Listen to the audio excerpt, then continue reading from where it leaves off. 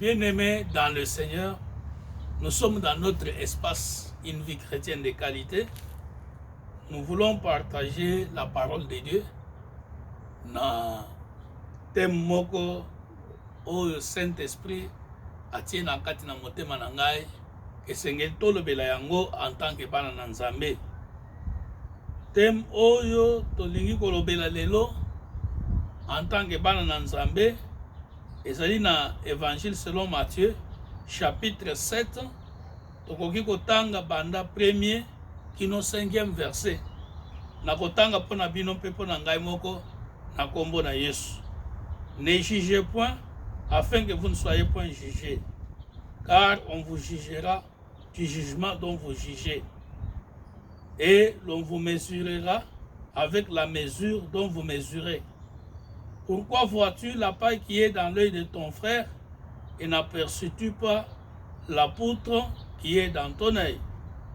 Ou comment peux-tu dire à ton frère, laisse-moi ôter une paille de ton œil, toi qui as une poutre dans le tien? Hypocrite, ôte premièrement la poutre de ton œil, et alors tu verras comment ôter la paille de l'œil de ton frère. Amen, amen, amen. Bien-aimé, nalingi kosala allusion na likambo oyo ezali koleka na mokili mobimba mikolo oyo. Oyebi neti par exemple ke lelo na États-Unis ba église ya minene ba mega church place bato bakokosangana koleka ba 200, 300, 400 bapesi nzela te ke bato basangana à cause ya likambo oyo eningisi mokili mobimba coronavirus mpona kozwa ba mesure de prévention. Bato mosusu bazwi tante ya kokende na église mpona kobondela mpe koyoka maloba na Nzambe. Nalobaki na motema na ngai ke nakoleka mpona kokabola liloba na Nzambe elongo na bino. Bien-aimé dans le Seigneur, liloba na Nzambe nalingi kokabola na bino ezali témoignage. Ezali témoignage oyo ekoki koedifie yo mpe ekoki koedifie mpe baninga na ntina na ndenge tozali kovivre kati na biso lokola bana na Nzambe. Témoignage oyo nalingi koloba na kotanga bakombo te, me nazwi ndingisa epai ya mokolo na yango mpona kokabola po ete tokeba lokola bakristo ne jugeons point afin que nous soyons point jugés. Eza na moninga moko azalaki na ami na ye intime, ye moninga oyo aza na bomoi ami na ye akufa, azalaki ake asombi biloko, soki asombi biloko aye na yango apesi mpe moninga oyo mosusu wana akufa ake ateki yango, soki ateki na prix oyo bayokani azwi bénéfice atikali na yango azwi bongo mosusu azongiseli ye. Me eye kosala soki crise soki pasi soki nini moninga oyo bapesi ye biloko akei koteka aye kozongisa mbongo te, aye kozongisa mbongo te. Oyo mokolo biloko aluki ye amoni ye te, abandi kolobaloba koyebisa bato songolo pakala tala likambo asali ngai. Nzoka nde moninga wana mosusu bazaki nde koluka na bato ya mitema mabe na monde de ténèbres. Quelle est la raison oyo bakoki kobomela ye? Alors bazaki kozwa raison te. Etango bayoki azwi mbongo ya bato azongisi te, basali tribunal ya sorcellerie bakateli moninga wana liwa. Nzoka nde oyo azalaki koloba ayebaki yango te, ayebaki yango te ke bazali koluka moninga na ye wana po basala ye bongo. Bien-aimé, regardez ce qui est arrivé, et l'autre là est effectivement mort. Maintenant, qu'est-ce qui se passe? Oyo atikali na bomo chaque fois akomi kolala azolota moninga wana mosusu, soki aloti ye na ndoto na tango alali, ce qui fait que bamakambo moko ya malamu te, ba complication ba difficulté et bandi na bomoi na ye. Ça faisait des années, et ça l'a soki à l'autre, pas problème moko. Alors, il est venu me voir, le pasteur Tal, chaque fois soki likambo ya mabe elingi koyela ngai, na lota ka moninga na nga oyo asa kufa. Est-ce qu'il y a un problème ou quoi? Bible lobi ete bato bakufa, bakotaka na makambo ya bato na bomoi te. Mais, le coup de likambo ezali komi répété, c'est que quelque chose ezali tika to bondela nzambe nde ntango toyei kobondela nzambe nzambe na bomo yapesi biso révélation que à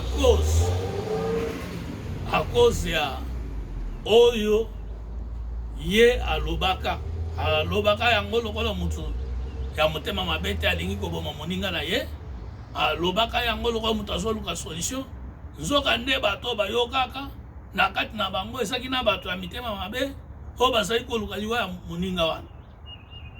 Alors likambo wana etikala lokola accusation réclamation liboso na nzambe sikoyo, parce que tous ont péché et sont privés de la gloire de Dieu. Ye oyo azalaki koloba makambo ya moninga ye mpe asalaka mabe. Alors parfois tribunal ezali kokota koluka kokata likambo na ye. Tamba zoluka kokata likambo na ye, il faisait référence na maloba na ye vis-à-vis na moninga oyo akofa. Yango Bible ezokebisa biso koloba ete ne jugeons point afin que nous soyons pas jugés.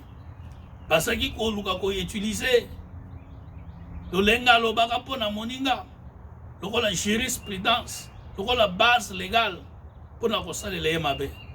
Mais Dieu soit loué à cause de la grâce. Nzambe azali kocouvrir na grâce. Alors dans cette affaire, qu'est-ce qu'il a fallu? Il a fallu que ndeko oyo ami repentir asenga bolimbisi epa na nzambe pona likambo asalaka na ntango ya ignorance asenga bolimbisi epa na nzambe.